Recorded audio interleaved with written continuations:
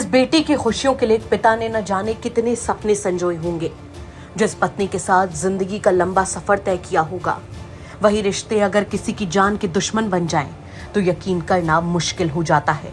मथुरा से सामने आई ये कहानी रिश्तों को शर्मसार करने वाली है, जहां पुलिस के मुताबिक प्रेम संबंध में बाधा बन रहे पिता को रास्ते से हटाने के लिए खुद उसकी पत्नी, बेटी और बेटी के प्रेमी ने कथित तौर पर ऐसा खौफनाक कदम उठाया कि अब पूरा मामला सनसनी बना हुआ है। मामला मथुरा के थाना गोविंद नगर इलाके का है। जयसिंहपुरा स्थित राधा कृष्ण वाटिका निवासी मनोज सोनी अचानक लापता हो गए। शुरुआत में परिवार और आसपास के लोगों को यही लगा कि शायद मनोज कहीं चले गए हैं, लेकिन जैसे जैसे जांच आगे बढ़ी, कहानी की परतें खुलती चली गईं और पुलिस के सामने जो तस्वीर आई उसने हर किसी को हैरान कर दिया।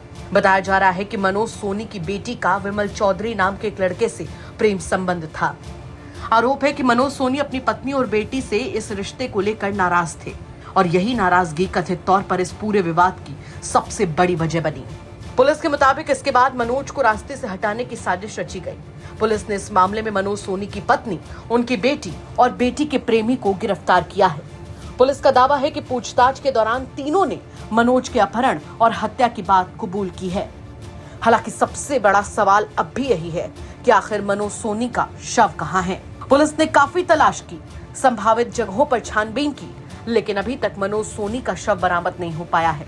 यानी पुलिस के सामने हत्या के आरोपों की जांच के साथ साथ अब सबसे बड़ी चुनौती मनोज सोनी के शव को तलाशना भी है। इस पूरे मामले में पुलिस की जांच के दौरान एक इलेक्ट्रिक स्कूटी भी बरामद हुई है। बताया जा रहा है कि स्कूटी मृतक मनोज सोनी की है। पुलिस इसी बरामदगी और पूछताछ में सामने आई जानकारी को मामले की कड़ियों से जोड़कर आगे की जांच कर रही है।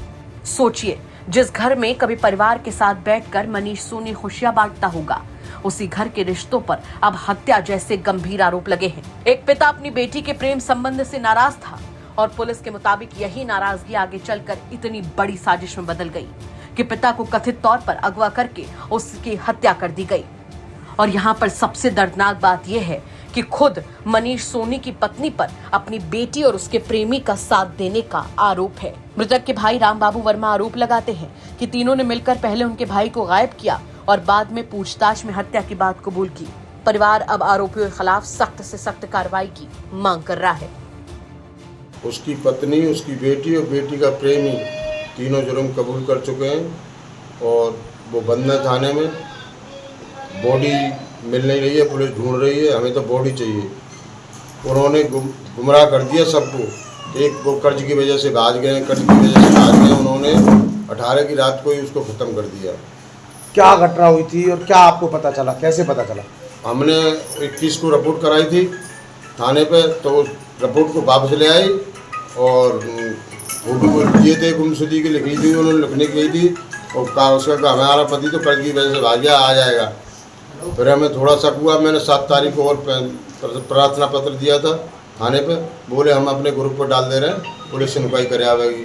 पुलिस ने आके चौकी इंचार्ज ने कहा था कि भाई तुम्हारे घर की बात है, उसकी बहू 20 साल हो गई, कोई अपने पति को तू ही मार देगी, आ जाएगा यार, क्यों लेडीज़ को उठवा रहे हो, हम लेडीज़ को कैसे उठा रहे हैं। फिर सब वो नहीं मिला तो मैंने एक SSP रजिस्ट्री करी थी, एक मुख्यमंत्री पोर्टल पर डाली थी। उसके बाद मेरी FIR 11 जुलाई को लिखी थी, जुलाई को। तो उस पर इनका फ़ोन नंबर दोनों जो मैंने दिए थे वो CDR पे लगा दिए थे। CDR पे थे, इन्होंने पूछताछ के लिए कई बार बुलाया, टॉर्चर किया। फिर ये घबरा गए और जो डोल बद्रीनाथ जा रहे हैं, वहाँ जा रहे हैं अपने या फ्रेंडों के संग में। एंड में इन्हें अपनी मायके गई परसों, तो इसके मायके से रोकर बोली मुझ पर एक बहुत बड़ी गलती हो गई है और मैंने अपना आदमी मार दिया है। वही मृतक की बहन भावना वर्मा भी इस घटना से बेहद आहत है। उनका आरोप है कि तीनों ने मिलकर उनके भाई की हत्या कर दी और अब परिवार चाहता है कि पुलिस इस मामले में किसी भी तरह की नरमी न बरते। सर, मेरे भाई को मार दिया, इन लोगों ने कबूल कर रहे हैं कि मार दिया है, लेकिन ये नहीं बता रहे किस जगह नहीं है। गुमराह कर रहे हैं हम लोगों को। हमें कुछ नहीं चाहिए, हमें भाई के बदले बदला चाहिए, या तो मेरा भाई मिलना चाहिए, इन लोगों को फांसी होनी चाहिए, क्योंकि मेरा भाई चला गया। इससे ज़्यादा और क्या होगा बताओ? इनके लिए हमें फांसी चाहिए भैया, हमें ये जिंदा नहीं चाहिए। किस किस ने मारा है? कौन? नैना ने और विमल चौधरी ने और नैना की लड़की। लेकिन उससे अच्छा, जो व्यक्ति है इनके साथ है वो कहाँ का है और कौन ये है? सामने कॉलोनी का है, ये तमोली धर्मशाला से आगे सामने कॉलोनी है, गणेश धाम कॉलोनी में रहता है। कितने दिन हो गए आज उसको तलाश करते हुए अभी तक? तलाश करते हुए हमें 3 महीने हुए, 14 चल रहा है, खत्म होने वाला है, 19 तारीख को 4 महीने पूरे हो जाएंगे। कैसे पता लगा कि इन्होंने मार दिया है? इन्होंने ऐसे इससे पूछते रहे, गुमराह करती रही है, बताया नहीं। कह रही है अभी भैया तुम्हारे कर्जा आता हो गया था इसलिए चले गए, आ जाएंगे बहन जी, रोआ करो मत, आ जाएंगे घुमाती रही है। इन लोगों की बातों से ये लगता था कि इन्होंने कुछ कर दिया, पर इसने ये कहा ना कि मेरे से लड़के निकल गए थे, गुस्सा हो गए, इस वजह से आ जाएंगे। उस दिन हम गए थे, कई जगह जाके भी आए, कहीं मन जाओ, परेशान मत हो, भैया तुम्हारा आ जाएगा।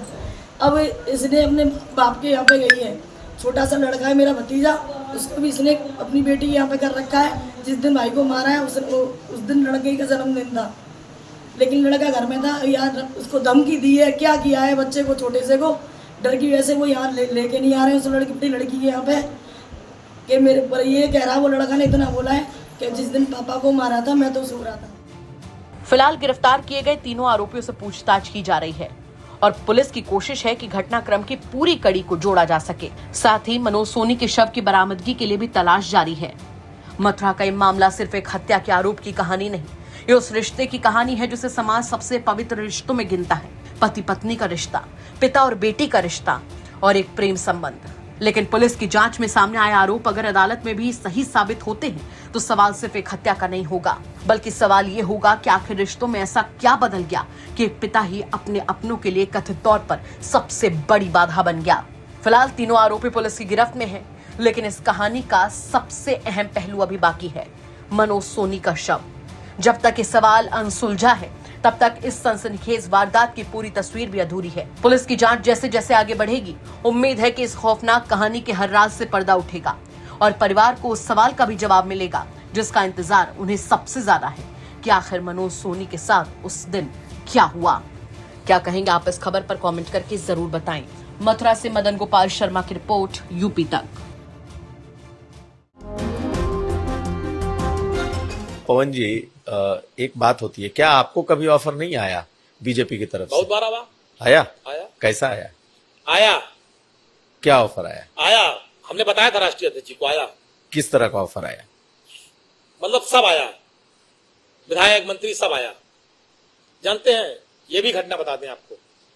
हम मेरे पिताजी, जैसे मैंने राजनीति शुरुआत की तो मेरे पिताजी कभी नहीं चाहते थे, लेकिन जब मैंने राजनीति में मैं प्रवेश कर गया, लखनऊ स्थित उपाध्यक्ष हो गया, तो ये भी बहुत महत्वपूर्ण घटना है। नेताजी का फैजाबाद आगमन था, तो मैंने कहा कि आपको मेरे घर चलना। कहे हाँ चलेंगे तुम्हारे घर। मैं जेल से छूट के आया था, वही मेरे ऊपर गैंगस्टर और सारे मुकदमे दर्ज हुए थे बहन जी की सरकार में, उसके बाद मैं छूट के आया था। तो मैंने कहा आपको मेरे घर चलना। कहे चलेंगे। नेताजी मेरे घर आए, अंगूरीबाग कॉलोनी में। मेरी माता जी ने खाना बनाया था। नेताजी ने, जो मेरी माता जी ने बनाया था, पूड़ी सब्जी, दही कचौड़ी, दही बड़ा जो था सब खाया। नेताजी ने बैठ के पूरा आराम से सब खाया और खाने के बाद कहा कि और कुछ बना है। तो हमने मम्मी बुलाया अपनी माता जी को, तो उन्होंने पूछा क्या नाम है आपका? कहीं मेरा नाम गीता। कहने बताइए कुछ और बना है? कहने जो बना था सब खिला दिया। फिर उन्होंने, मेरी माता जी ने कहा नेताजी से, ये पढ़ते लिखते नहीं है, क्या होगा इनका? नेताजी ने कहा पवन के कारण आज मुलायम सिंह यादव इस दरवाजे पर आए हैं और देखना वो एक दिन वो भी आएगा। आज मेरे आने पे डीएम कप्तान बाहर खड़े हैं, एक दिन पवन भी आगे जाएगा, डीएम कप्तान भी बाहर खड़े होंगे, पवन बड़ा आदमी नेता बनेगा। और मुझे नेताजी ने बनाया, उस स्थान पे पहुंचाया। ऐसे थे धरती पुत्र मुलायम सिंह यादव जी। तो उसी दिन से मेरी माता पिता, मेरे पूरा परिवार का एक लगाव है नेताजी के परिवार से। जब ये सब बातें आई कुछ लोगों ने कि भाजपा वाजपा ये सब, तो मेरे पिताजी ने तुरंत मुझको फोन किया, कहा जीवन में भूल न करना, जीवन में गलती न करना। ये चीजें मेरे पिताजी ने बहुत सख्ती से मुझसे बात कही थी, मैं बहुत ईमानदारी से आपसे कह रहा हूं।